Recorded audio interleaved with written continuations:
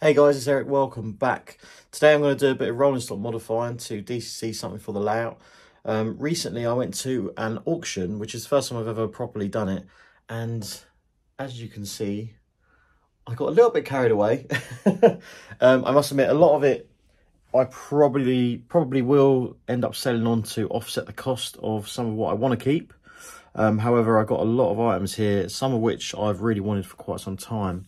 Now, something I've wanted for the layout for a while is a queue stock, because any of you that follow the London Transport Museum will know that they are restoring a queue stock to run on the Metropolitan, Piccadilly line, District line, blah, blah, blah, where possible.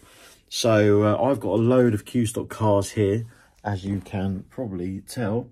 So these are Q38s, all of these, including the one we're going to take a look at now. But yeah, basically I want to create a working queue stock train for the layout, so we're going to get a move on with that and chuck a sound decoder in one. So here is the train I've chosen then. Handily, one of the main reasons for me tackling this one first is because only one of the driving cars are powered with dual Tenshodo motors. The other driving car is literally just a trailer, in model form anyway. So that means I only need to initially fit one decoder to this, because I can worry about lights and really sort of jazzing it up later on down the line. I just want to get it running for now and have something different on the layout. You'll notice we've got an odd one out as well. This trailer car is, I believe, a Q27, or is it a Q23, sorry. So the LT Museum are refurbishing a 3-car set for use on rail tours. And they are doing 2 Q38 DMs and then a Q23 trailer. I must apologise if I get these wrong, because it's so confusing. I can't keep up.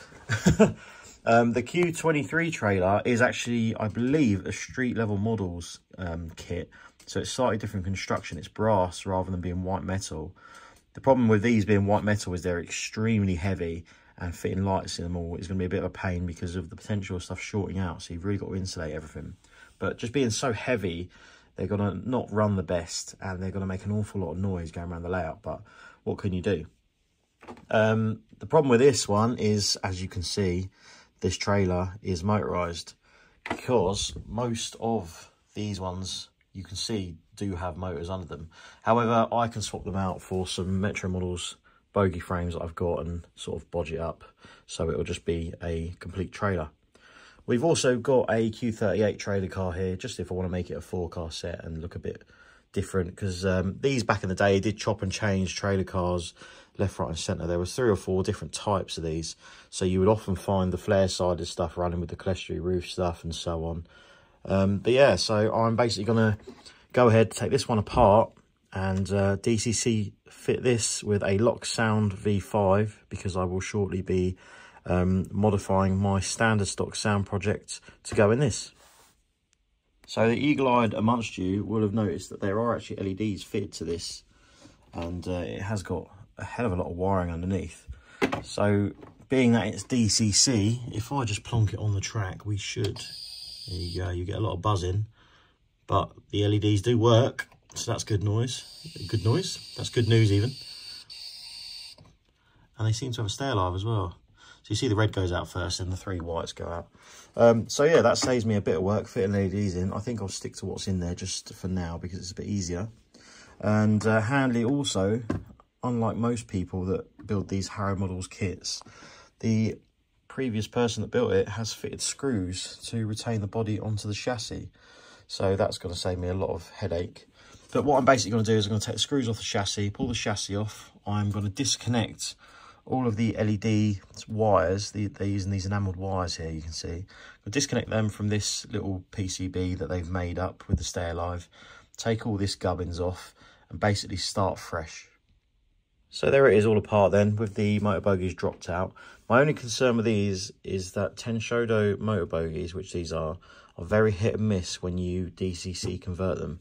You'll get one that works absolutely perfect, and then you'll get another that really doesn't want to work at all, and will just end up overheating, or it will run in one direction only, blah, blah. But I've got plenty more over here amongst this lot that I can chop and change them out. But obviously, you can see they're quite old, and they have been messed about with before. So what I'm going to do is I need to take the wires off of here.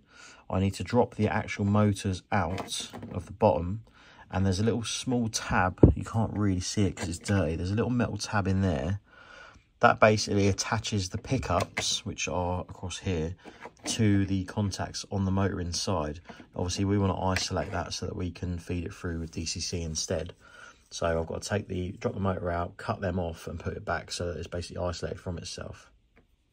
You can see inside the body for the car here, the LEDs are fitted inside here, and we've got all these enamelled wires. So what I'll do is I'll put my multimeter on diode mode, and I'll basically test out and then sort of label each one for what it does. And I'll most likely, for now, just wire all the headlamps together, and then at some point I will separate them off when I've got a bit more time. And then of course I'll put the tail lamp on the reversing solder pad for the decoder. To fit the decoder itself, I'm going to make life easy. I'm going to use a 21 pin, and I'm going to use this little PCB, which, if I remember correctly, is out of a Bachmann Class 20. So I'm going to try and fit that somewhere, probably somewhere, maybe even in the roof, but I'm going to fit it somewhere discreet. I would put it under the car, but I don't think I'll get it. No, I won't get it in there. So I think it will have to go in the body. So if it'll either go in one of the door vestibule areas, or it'll go in the roof. But we'll get there.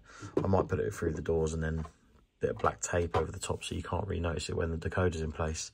But yeah, I'll have a little play around, and then we'll come back when I've decided what to do and when I've isolated these motors. So I've taken the bottom plate off the Tenshodo, and obviously you can see the wheels and the little plate for holding the bogie chassis apart has come out. The motor then pulls out the bottom. If I can do this with one hand, it'll be a miracle. There we go. So that's the motor out there, just a cheap and nasty thing. And you can see inside the casing here, these are the tabs I'm on about. So you want to bend these out of the way, and then you want to cut them here so that there's nothing going inside the motor casing. So I'll bend these out of the way, I'll chop them off, and we'll go from there. So I've disconnected the pickups from the motors, and these wires are just off the pickups. I've got to wire the motor wires in, but the reason I haven't yet is because I haven't put the decoder in place. So the decoder, I did want to put it that way so it just takes up the door space in one end. However, it's actually too wide with the decoder socket.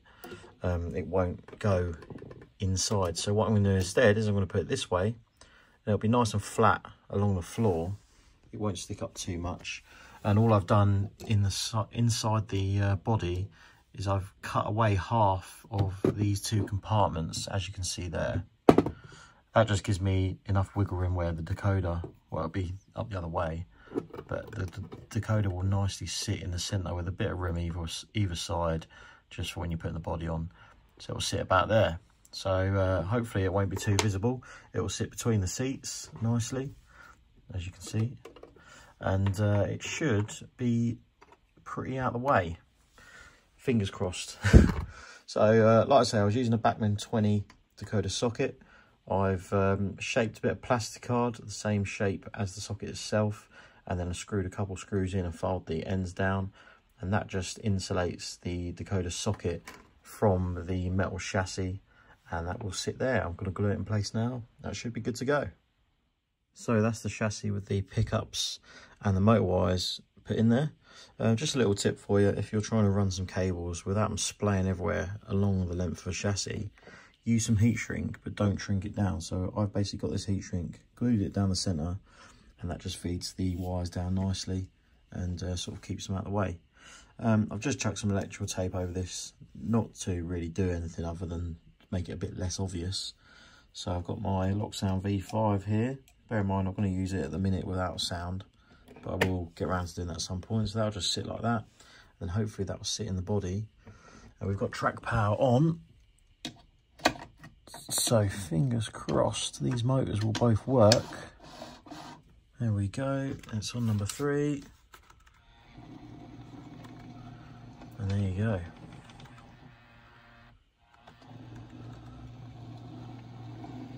They're not the best, these motors. They certainly have a bit of a reputation for running poorly, but maybe with a few CV tweaks we'll get it to run alright. But yeah, I'm going to chuck the body on now. I'm just going to tape these wires up into the roof just for now, just so that I can give it a run round and make sure it can actually make it round a circuit before I go any further.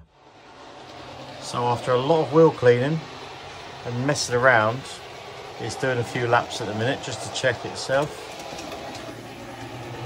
It's not the best runner in the world, so I'll let it do a few more laps and then I'll chuck a couple of the trailers on it and see if it'll pull them around.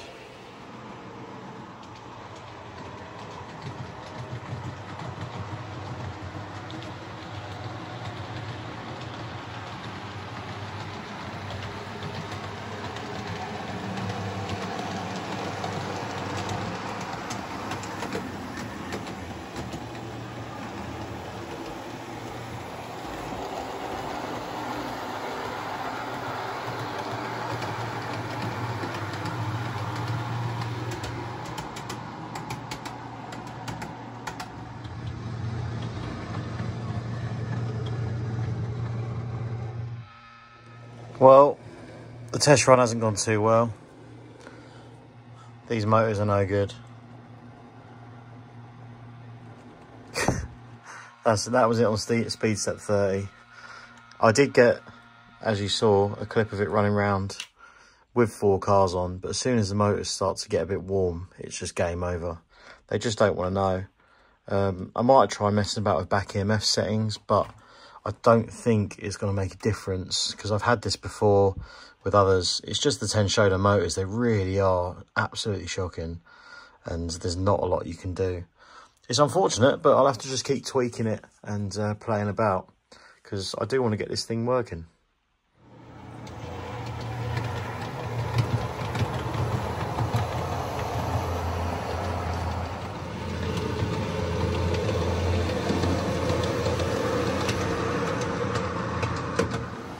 So I let it cool down for a couple of minutes and away we go again.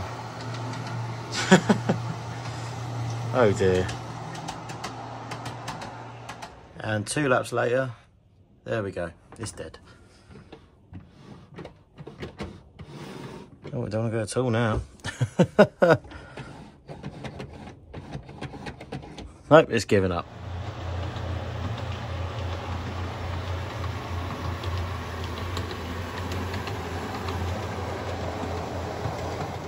So I gave it a couple of minutes to cool down again. Now I'm letting it run around again for another couple of laps until it decides to give up again. And then I'll quickly take the motored car off and see which one of the motors are getting a bit hot. And then I might try and change one out if I can. It'll be a bit of a pain in the backside because I'll have to unsolder it and mess about and take the bogie out. And, but you never know, one of the motors might be good, so it's worth trying. So we'll see how we get on. There we go, look, it's going. That's the same speed step it's been on the whole time. I don't know if that'll make it another lap, so I'll probably stop it there. And if I take this off and put it upside down, that's warm. And that's also warm.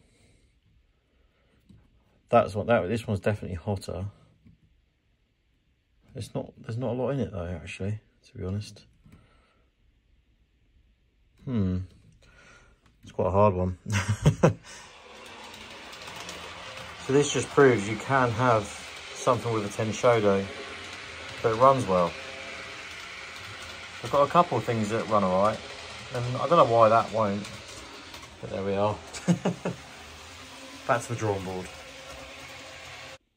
So just weighing up options really. Now, I bought a load of stuff from Batman Spares a couple of months ago, and here it all is. So I'm thinking I could hack up these Class 158 power bogies that I bought. I didn't buy these for a specific project, in fact. I actually bought them on as like a just-in-case sort of job for something like this. I'll just... it's a bit hard doing it one-handed. So, there's the other one. So we've got those. I have got S-stock ones as well here. However, S-stock bogies are quite a bit too small, too short. However, the 158 bogies are just a little bit too long. although I feel like you'd get away with these a lot better than these. It'd be a lot less noticeable. But the other good thing about the 158s is the motor. Got one here to show you. It's absolutely tiny. So I could quite easily put that in the floor. The best bit is it even comes with this little cradle with holes in. So you can literally just screw it to the floor. And that's not really going to be too noticeable inside. Obviously, I'll have to have one for each motor bogie, which is a bit of a pain, but it's not the end of the world. It's either that or I motorise each car. However, I think one decoder could cope with 2 motors, but yeah, I don't know. We'll try it with 2 if I do that. But yeah, I don't know. Just an idea. I just thought I'd show you my kind of thought process. If I turn this over, you can see the difference in size. It's not much. The S-stock bogies are tiny. I was going to use these for the standard stock most likely. But yeah, I mean, I'll keep fiddling about with the 10 Shodos for now, but I feel like we've come to the end on that project for the meantime. So, for this video, that's about it really. I thought I'd just chuck this out there just to show you that it doesn't always go to plan, and things do bite you occasionally. However, like I say, I've got plenty of spare motors here amongst all this lot, so I might try and swap a few out before I'd go and drastically change it to trying the 158 bogies and all that sort of stuff. But we'll see. But for now, that's the end of this video. Hopefully in the future we can get this thing running, because it'd be nice to have it in some running shots and have it shooting about in the background. But yeah, thanks for watching, and I'll see you again in the next video.